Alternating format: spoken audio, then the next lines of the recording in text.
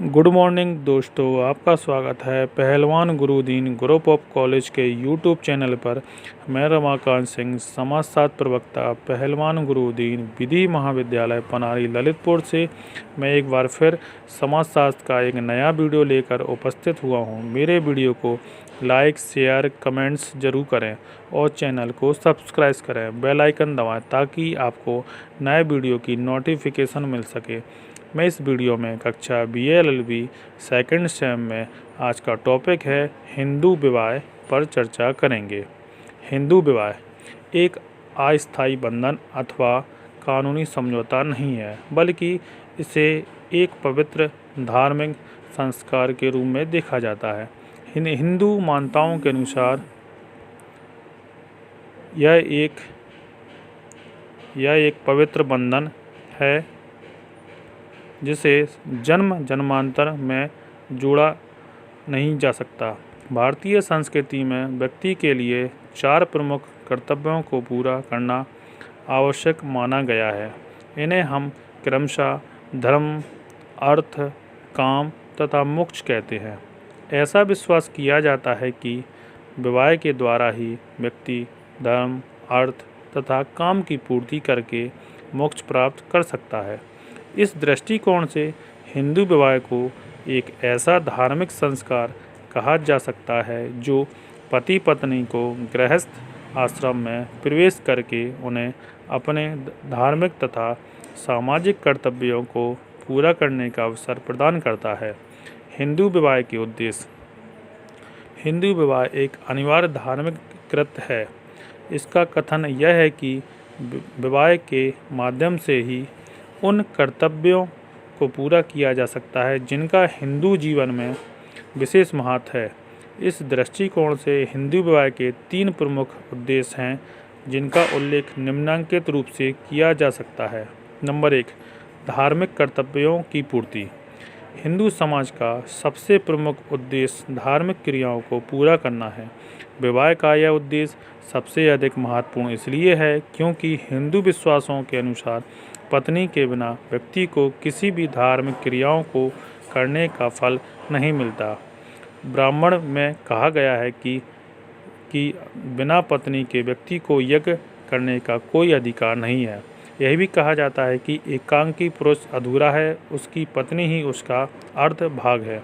धर्म का तात्पर्य समाज में दूसरे व्यक्तियों के प्रति उन कर्तव्यों को पूरा करने से है जिन्हें यज्ञ कहा जाता है। इस प्रकार विवाह का उद्देश्य देव यज्ञ, ऋषि यज्ञ, पितृयज्ञ, अतिथि यज्ञ तथा जीव यज्ञ को पूरा करना है। इसके अतिरिक्त माता पिता की मृत्यु के बाद उनके श्राद्ध की व्यवस्था करने और देवताओं के प्रति अपने कर्तव्यों को पूरा करने के लिए विवाह एक माध्यम है। नंबर 2, पुत्र जन्म। विवाह का दूसरा प्रमुख उद्देश्य कम से कम एक पुत्र को जन्म देना है। भारतीय संस्कृति में पुत्र का विशेष महत्व है क्योंकि वही अपने पूर्वजों को पिंडदान दे सकता है और उसी के द्वारा वंश की निर्धनता को बनाए रखा जा सकता है। इसके अतिरिक्त व्यक्ति जब तक एक पुत्र को जन्म नहीं देता है तब तक वह पितृ ऋण से मुक्त नहीं हो सकता है। यही कारण है कि विवाह संस्कार को पूरा करते समय यह कामना की जाती है कि हम दोनों मिलकर एक यशस्वी और दीर्घायु पुत्र को जन्म दें। परंपरागत रूप से यदि एक पत्नी के पुत्र का जन्म न हो सके तब ऐसी स्थिति में व्यक्ति को दूसरी स्थिति से विवाह करने की अनुमति दी गई थी। नंबर 3, रति।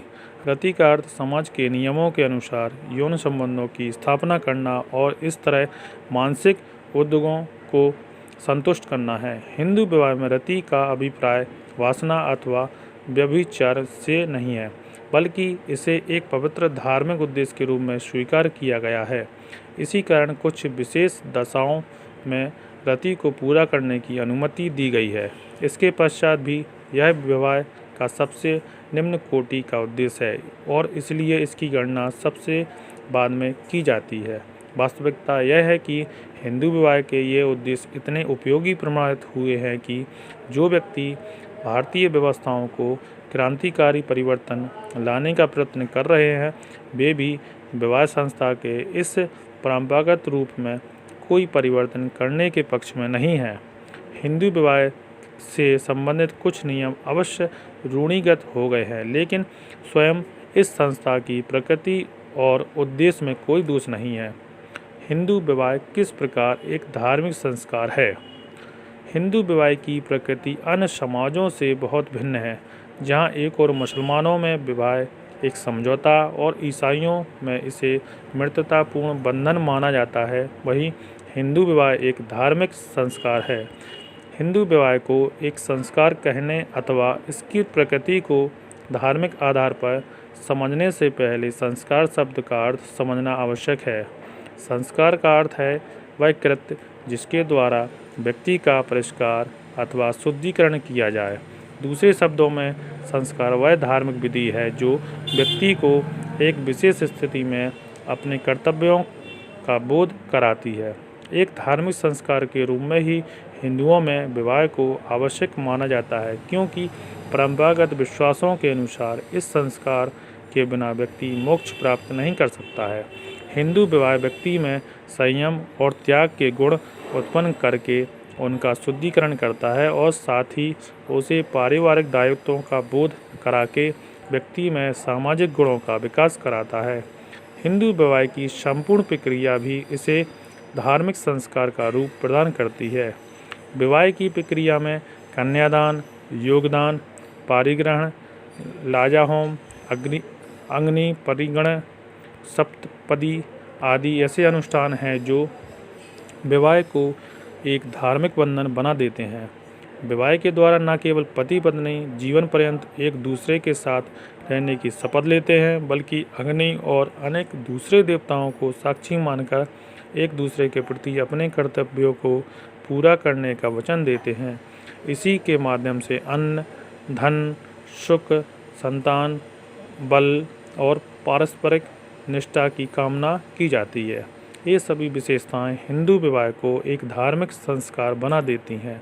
हिंदू विवाह की कुछ दूसरी विशेषताएं भी इसकी धार्मिक प्रकृति को स्पष्ट करके इसे एक संस्कार का रूप प्रदान करती हैं। ये विशेषताएं इस प्रकार हैं। नंबर 1, धार्मिक कृत्यों की अनिवार्यता। हिंदू विवाह सर्वप्रथम एक धार्मिक संस्कार इसलिए है कि जब तक कुछ विशेष अनुष्ठानों को पूरा नहीं किया जाता है, विवाह को वैध नहीं माना जाता। उदाहरण के लिए कन्यादान, पारिग्रहण, लाजा होम और सप्तपदी इस प्रकार के धार्मिक अनुष्ठान हैं।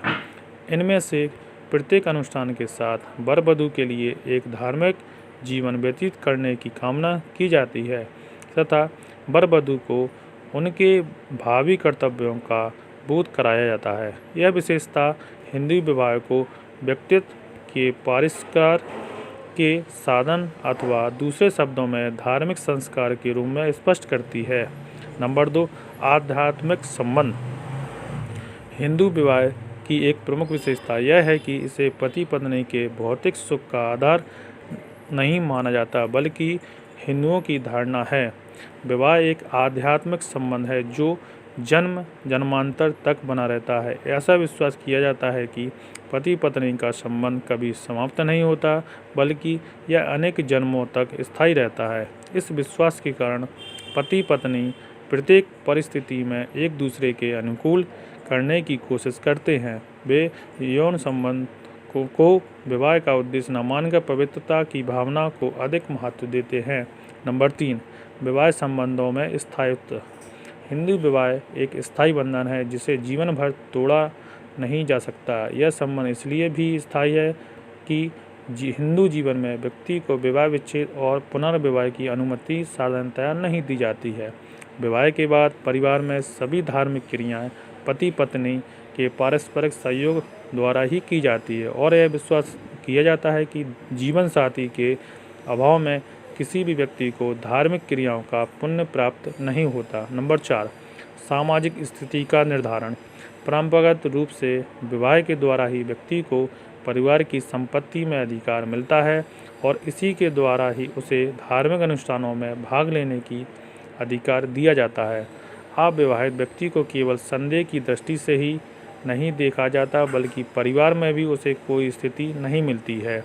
विवाह एक ऐसा प्रवेश द्वार है जिससे में से गुजरने के बाद व्यक्ति का पारिवारिक, सामाजिक, धार्मिक, आर्थिक स्थिति का निवारण होता है।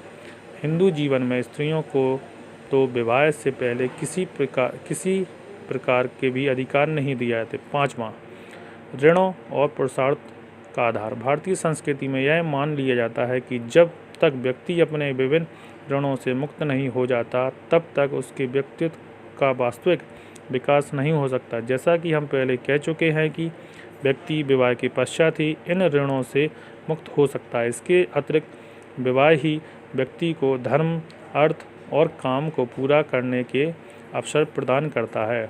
सामान्यतया व्यक्तित्व का विकास 3 विशेषताओं पर निर्भर होता है: आर्थिक सफलता, पारिवारिक कर्तव्यों की पूर्ति तथा मानसिकता स्थिरता।